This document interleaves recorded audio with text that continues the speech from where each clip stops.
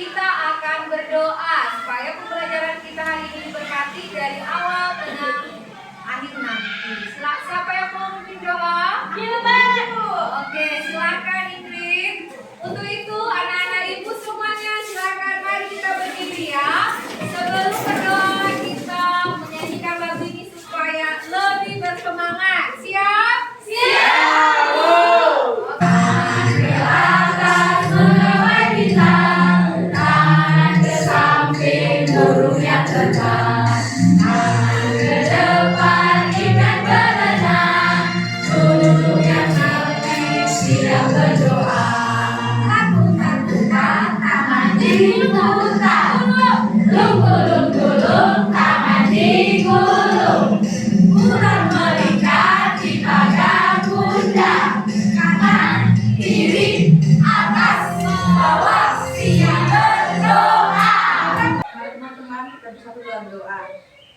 Terima kasih ya Bapak atas segala berkat yang telah Kau berikan kepada kami hingga saat ini kami dapat berkumpul di tempat ini. Ya Bapak, sebentar lagi kami akan mengadakan kegiatan kami yaitu belajar mengajar. Kiranya Engkau yang campur tangan dalam kegiatan kami agar lancar mulai dari awal tengah hingga akhir nanti. Siap, kepada Ibu Guru hormat, Selamat siang, Bu. Apa kabar, Bu?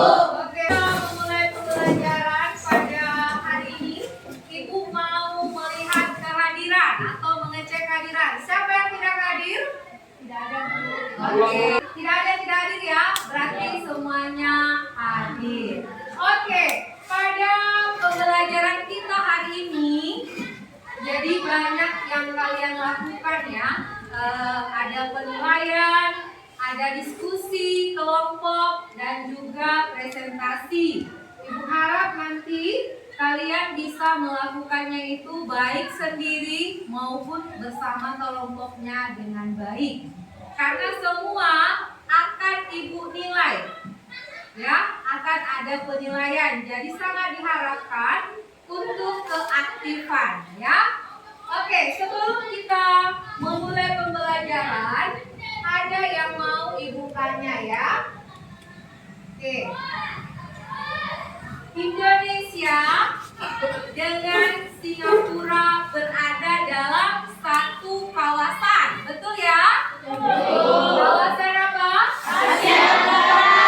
Kawasan Asia Tenggara. Indonesia juga merupakan kawasan Asia Tenggara ya. Begitu juga dengan negara Singapura. Sekarang yang menjadi pertanyaan, apa yang membedakan antara negara Indonesia dengan negara Singapura? Siapa yang bisa menjawab? Silakan. Saya Bu. Kania. Oke, kalau Indonesia itu dipimpin oleh presiden, sedangkan Singapura dipimpin oleh perdana menteri. Bagus. Dona. Indonesia itu Bu, negara maritim, sedangkan Singapura itu Bu, dia negara itu. Oke, Indonesia negara maritim, Singapura negara industri. Bagus. Siapa lagi? Gaby. Indonesia masih negara berkembang, sedangkan Singapura itu sudah negara maju. Iya. Indonesia masih negara berkembang, Singapura sudah menjadi negara maju. Siapa lagi? Iya, Peter. Indonesia terlalu banyak SDM-nya, sedangkan Singapura terlalu sedikit SDM-nya. Indonesia terlalu banyak SDM-nya, sementara Singapura masih sedikit. Ada lagi? Silakan. Indonesia memiliki wilayah yang luas, Iya. Singapura memiliki wilayah kecil. Iya, Indonesia memiliki wilayah yang luas, sementara Singapura memiliki wilayah yang kecil. Bagus. Ada lagi yang menambahkan? Mata uang Singapura itu dolar, Singapura mata uang itu rupiah. Iya, mata uang Singapura adalah dolar, sementara Indonesia adalah rupiah. Iya, oke ya. Jadi materi kita hari ini adalah tentang IPM dan bonus demografi. Ada yang pernah mendengar IPM? Indeks pembangunan manusia, Bu. Indeks pembangunan manusia. Bonus demografi? Belum ya? Oke. Tujuan pembelajaran kita pada hari ini menganalisis indeks pembangunan manusia. atau yang disebut dengan Yang kedua, menganalisis bonus demografi. Jadi tadi yang kalian sebutkan bahwasanya Singapura itu adalah negara industri, Indonesia negara maritim. Singapura merupakan negara maju, Indonesia negara berkembang. Singapura mata uangnya dolar, Indonesia rupiah. Jadi yang kalian sebutkan itu berhubungan dengan indeks pembangunan manusia. Ya, indeks pembangunan manusia. Kalau bonus demografi artinya penduduk yang usia produktif lebih banyak dari usia yang tidak produktif.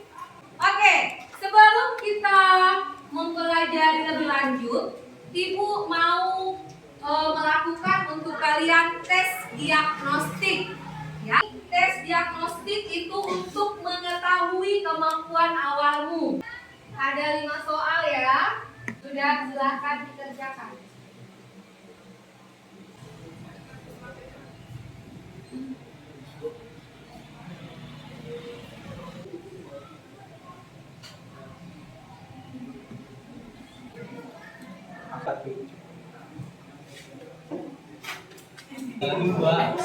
Oke, sudah selesai ya. IPM itu adalah pengukuran perbandingan dari harapan hidup, melek huruf, pendidikan, dan standar hidup manusia.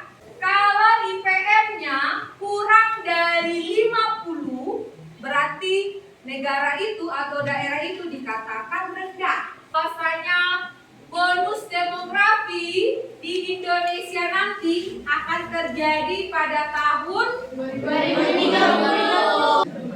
Bonus demografi, angka usia produktif lebih banyak dari usia produktif. DR itu dependensi ratio. Dependensi ratio ya. Usia produktif kali 100. Persiapkanlah dirimu menjadi manusia yang berkualitas. Silakan disimak videonya. Setiap tahunnya, jumlah penduduk di dunia terus bertambah. Data tersebut telah diketahui. Penduduk usia produktif adalah penduduk yang berada pada umur 15 tahun hingga umur 64 tahun. Kondisi bonus demografi. Dan yang terakhir adalah membuka lapangan pekerjaan baru guna menyerap tenaga kerja di sekitar tempat kerja. Apa yang bisa kamu dapatkan dari video tersebut? Silakan. Ya. Menurut saya itu kunci dari bonus demografi yang akan kita dapat nanti itu adalah para penduduk yang berusia produktif, karena jika mereka tidak melakukan kegiatan atau pendidikan atau meningkatkan skill mereka yang berusia produktif ini, maka tujuan yang akan didapat untuk dalam bonus demografi itu akan tidak tercapai. Tujuan kita menjadi negara maju itu akan tidak tercapai. Tepuk tangan dulu.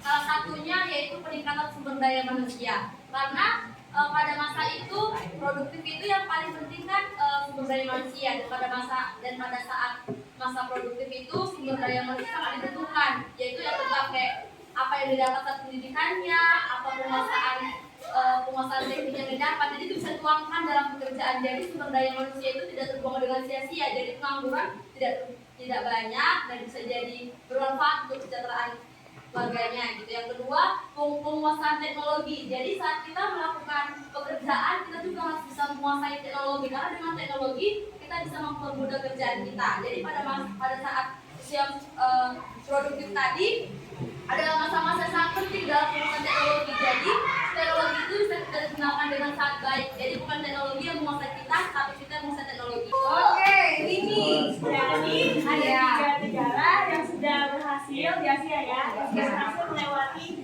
masa bonus demografi, yaitu negara Korea Selatan, negara Singapura, dan juga negara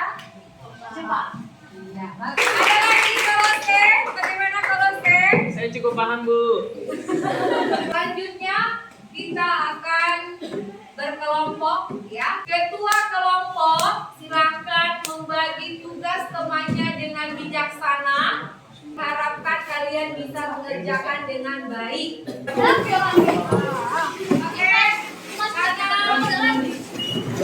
Ketua-ketua kelompok menjemput LKPD-nya. Dibaca apa yang menjadi instruksi 16/5 ya.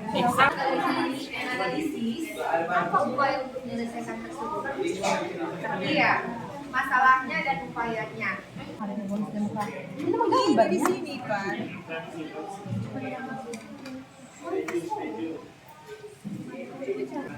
Itu dinilai kerjasama, kemampuan komunikasi nanti pada saat presentasi, pemasaran materi, menghargai, mempertahankan pendapat. Itu dibuat. Jadi kalian baca ini. Kalau masih kurang dari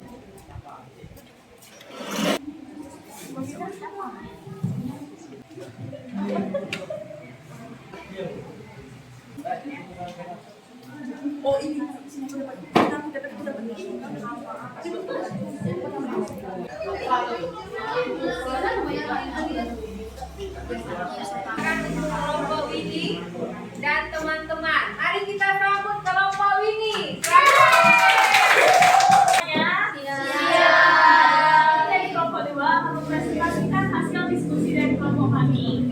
Adapun masalah kelompok kami di sini adalah kepadatan penduduk Jakarta 118 kali lipat dari rata-rata nasional.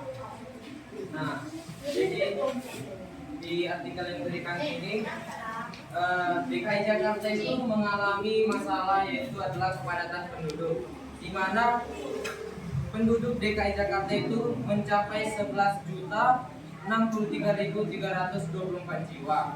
Kedua, membuat undang-undang yang menetapkan batas usia menikah. Jadi tidak kalau usianya belum produktif, jangan menikah dulu gitu. Jadi bisa terkontrol gitu loh. Yang kedua yaitu meningkatkan pemerataan pembangunan.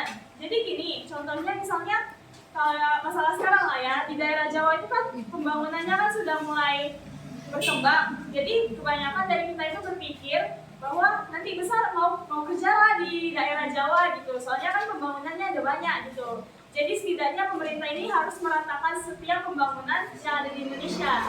Tentang pendidikan dan mutu pendidikan mereka pasti lebih baik kan. Nah jadi kalau aku pribadi, aku lebih baik mengambil ilmu ke sana, mencari ilmu, menempuh pendidikan ke sana, dan membangun daerahku yang masih terkadang terpencil itu. Sebelumnya kami ada pantun.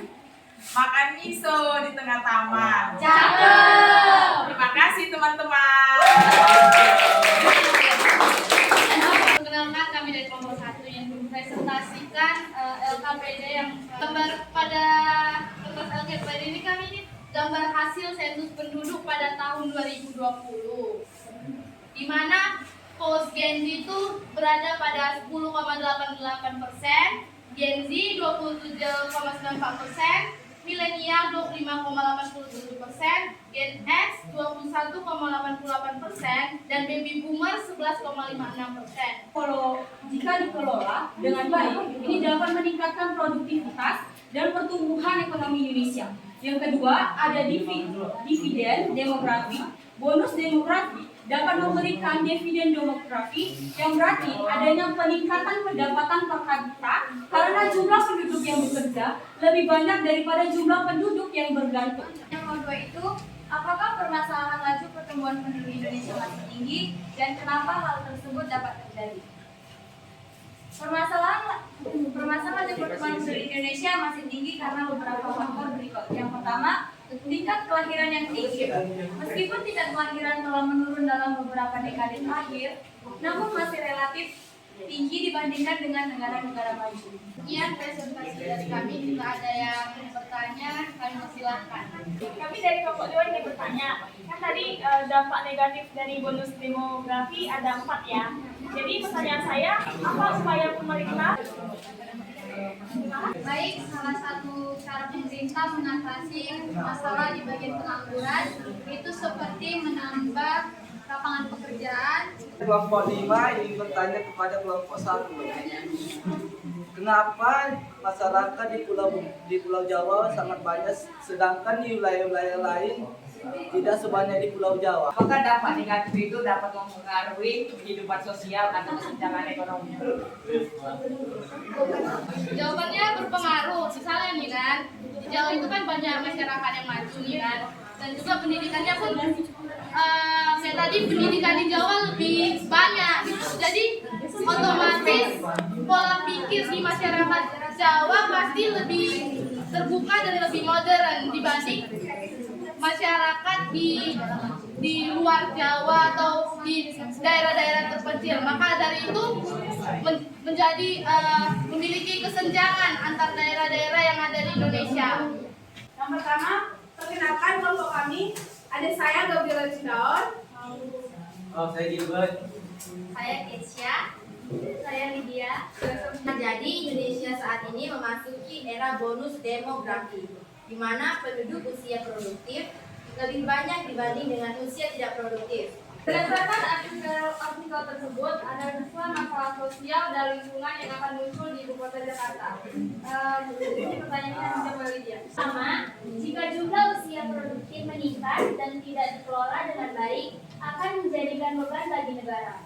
Kami itu di bidang sosial untuk mengatasinya, yaitu untuk mengatasinya dibutuhkan kerjasama masyarakat dan pemerintah untuk meningkatkan kualitas SDM, menyediakan lapangan pekerjaan, dan dalam masalah lingkungan membatasi daerah pemukiman. Oke, saya akan bertanya, apa persiapan yang harus dilakukan dalam mengatasi banyaknya usia produktif di masa yang akan datang? Pengangguran itu kan terjadi karena sumber daya manusia yang kurang.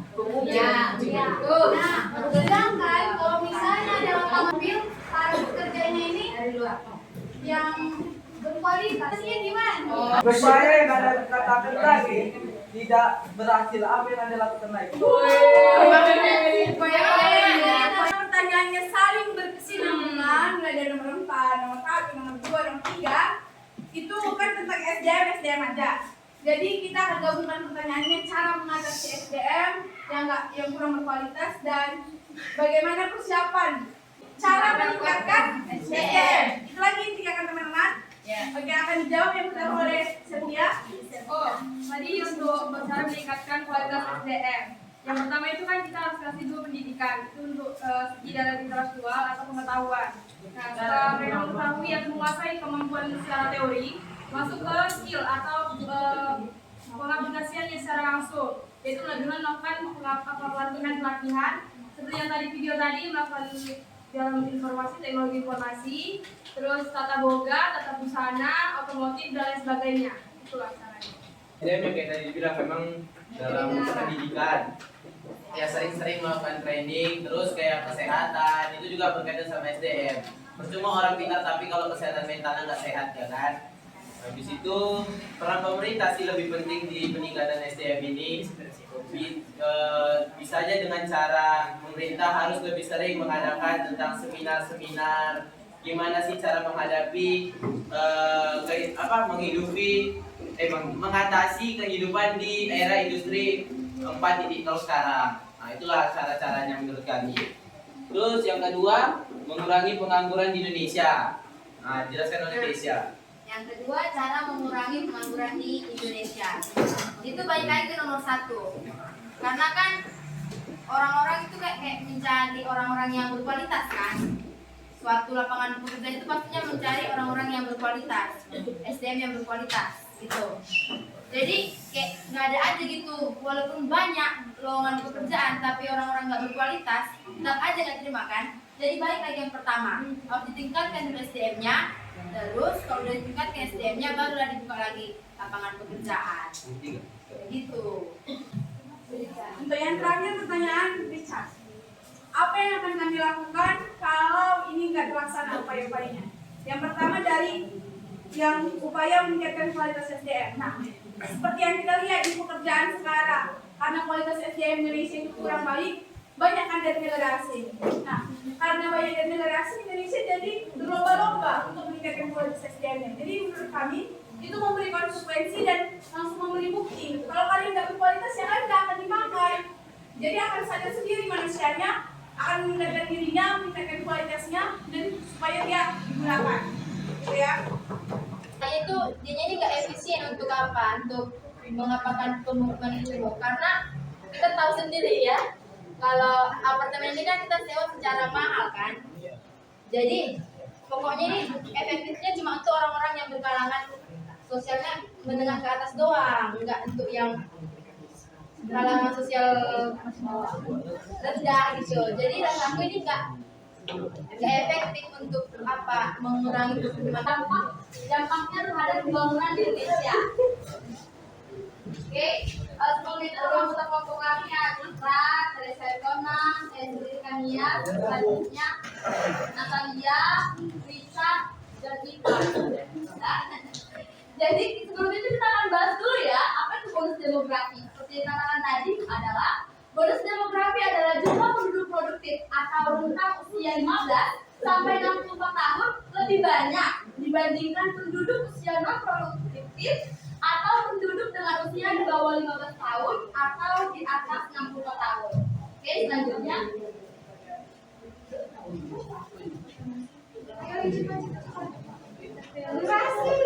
Oke, selanjutnya berdasarkan apakah kebijakan entrepreneurship ya cocok sebagai bekal menghadapi bonus demografi. Kita sekarang kewirausahaan gitu kan, dan pertanyaan itu kan berdampak positif semua gitu kan bagi pembangunan negara kita.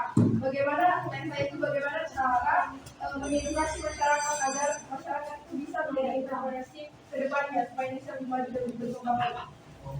Mengedukasi masyarakat agar menjadi entrepreneurship yang berkualitas gitu. Oke, terima kasih. Saya dari kelompok berapa? Pak. Oke, tadi kan ditanyakan langkah-langkah cara agar administrasi ini bisa berjalan dengan baik, gitu kan maksudnya masyarakat. Jadi nomor pertama itu bisa kita sebenarnya itu pertama langkah paling utama dan paling intinya itu dari diri kita sendiri. Bagaimana diri kita, tentang apa kita itu kita sendiri yang tahu. Dan selanjutnya yang kedua tinggal kita. Dan yang ketiga bantuan dari seseorang atau dari masyarakat, dari pemerintah juga bisa dilakukan dengan cara seminar atau bisa juga dari internet juga banyak pengetahuan tentang bagaimana ada masalah atau berbisnis, kesejahteraan masyarakat, dan kesejahteraan diri sendiri juga bisa. Dan itu juga bisa menjadi salah satu bekal untuk menuju ya bonus demokrasi tadi ya, untuk mencapai masa-masa golden ya. Kita tampil kelompok 1, 2, 3, 4, 5 dengan permasalahan yang sudah disajikan dalam bentuk LKPD, maka kita akan menyimpulkan apa pembelajaran yang sudah kita lakukan pada hari ini. Yang saya ingin menyimpulkan dari kelompok kami yaitu kita akan mengetahui apa dampak dari dampak negatif maupun positif dan pengertian dari entrepreneurship. Dan terima kasih.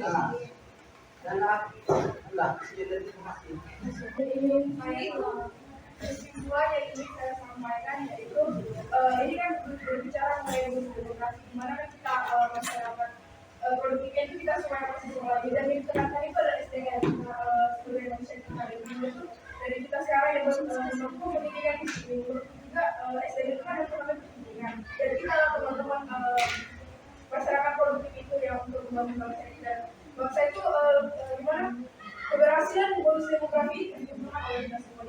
Jadi dari kita belajar dari masing-masing sampai kita bisa membuat masa depan hari ini bagaimana itu bonus demografi. Bonus demografi itu kan keadaan di mana penduduk usia produktif itu lebih banyak daripada penduduk usia yang tidak produktif atau belum produktif. Nah, nanti penduduk usia produktif ini kita harus tahu bagaimana persiapan yang diperlukan agar penduduk usia produktif ini dapat dimanfaatkan sebagai peluang bagaimana bagi negara kita akan maju lagi ke depannya. Bonus demografi itu sangat berpengaruh besar dalam pembangunan ekonomi, sosial, bagi suatu negara jika dimanfaatkan dengan baik.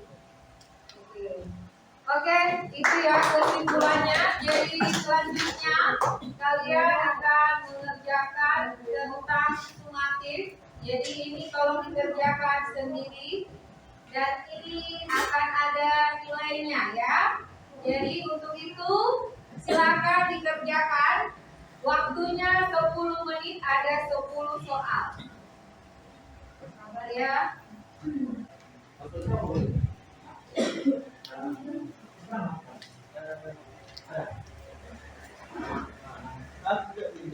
Silakan dikerjakan.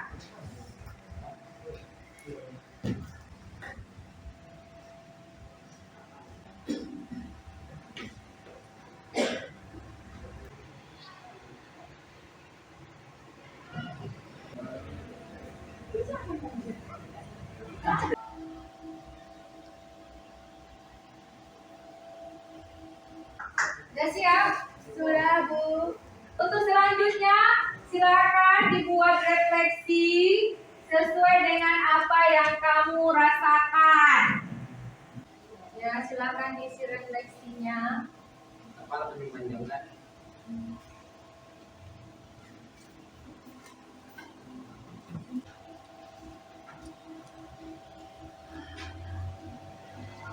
Jadi, yang bisa kita simpulkan pembelajaran hari ini atau kesepakatan kita bahwa bonus demografi harus disiapkan dengan sumber daya manusia dengan pendidikan, keterampilan atau keahlian-keahlian.